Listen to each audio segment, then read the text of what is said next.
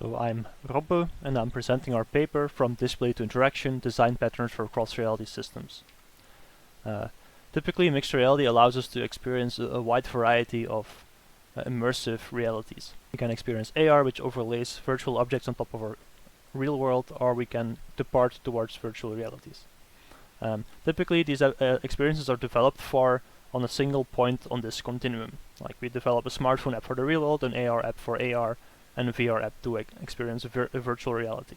However, with cross-reality, we want to investigate or we describe systems that operate across multiple of these realities, such as an augmented reality user that wants to combine AR with their physical smartphone, or an AR user that wants to look into virtual environments from their AR perspective, or any other combinations of multiple points on this continuum.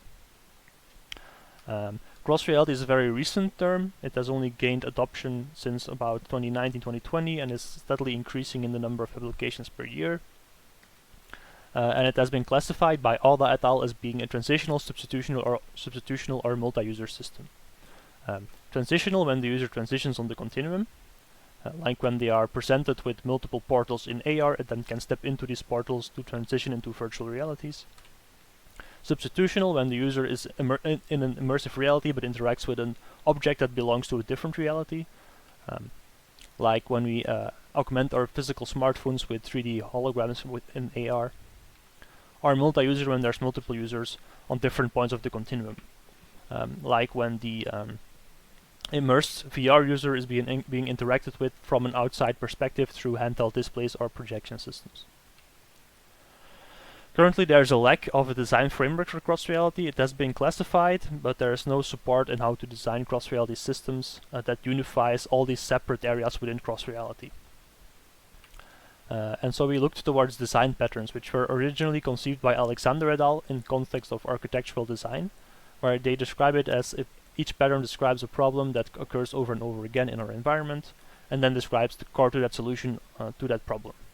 Design patterns have also been adopted in software design, so software architecture by Gamma et al., with patterns that you know from software architecture courses like the visitor, factory method, strategy, observer, builder, and they are typically communicated or explained, described in forms of UML diagrams. But design patterns have also been adopted for human-computer interaction by Jennifer Tidwell, for example, who describes patterns in UI designs like dashboards, wizards, breadcrumbs, carousels.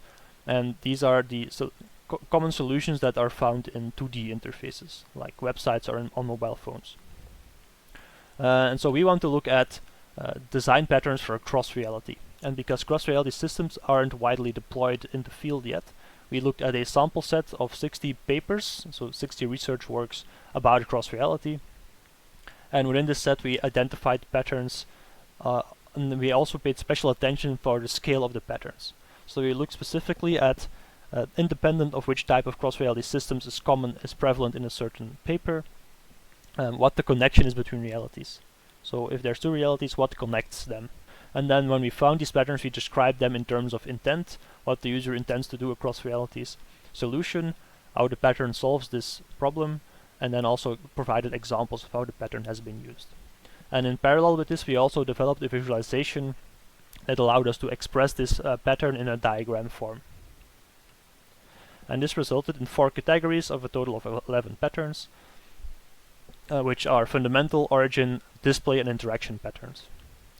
We found patterns in terms of how the realities are connected fundamentally, specifically the scope to describe what is being transferred between realities.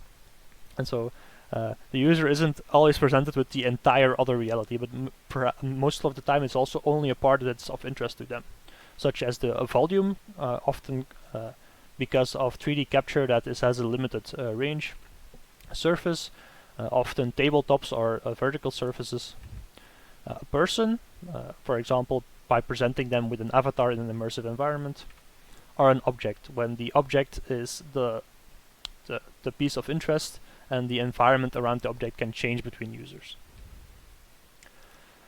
Then we also identified patterns in terms of directionality.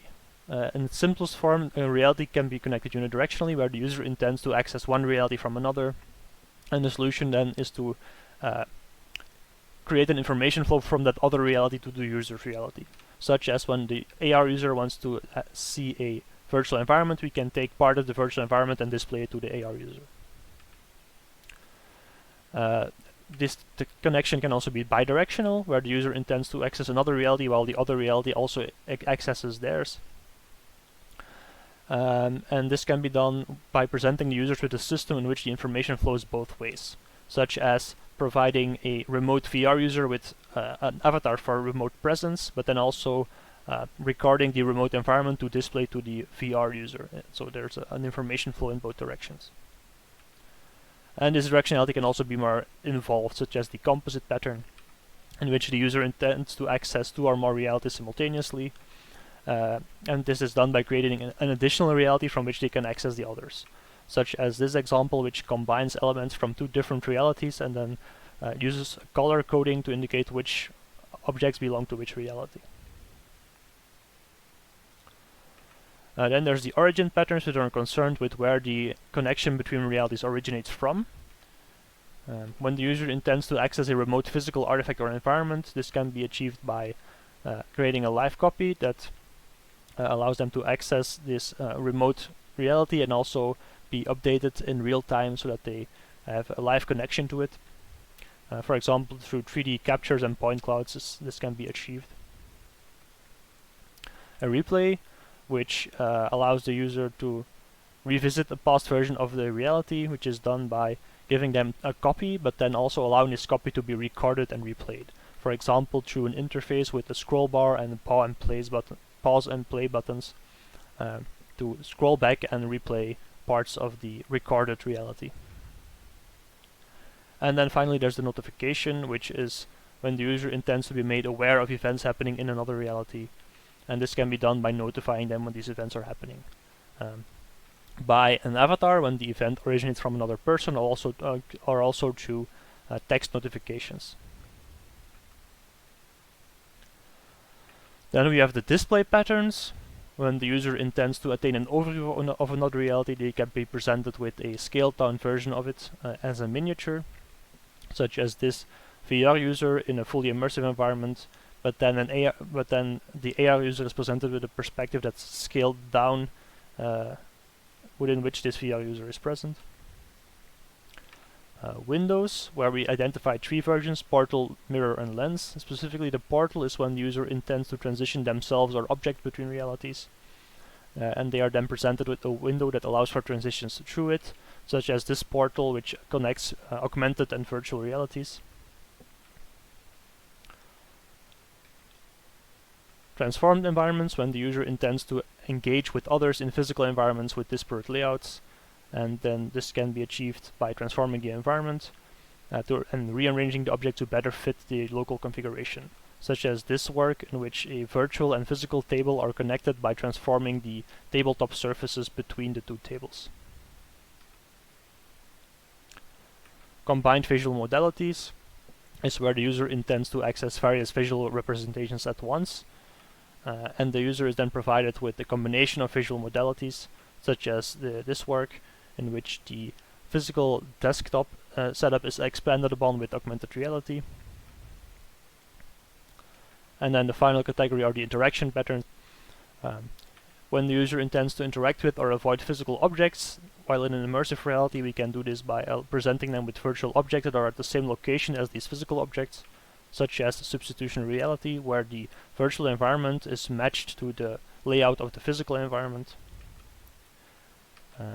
And when the user intends to interact with affordances that are tailored to a role that they adopt in a specific reality, we can do this by presenting them with different interaction modalities that fit their role.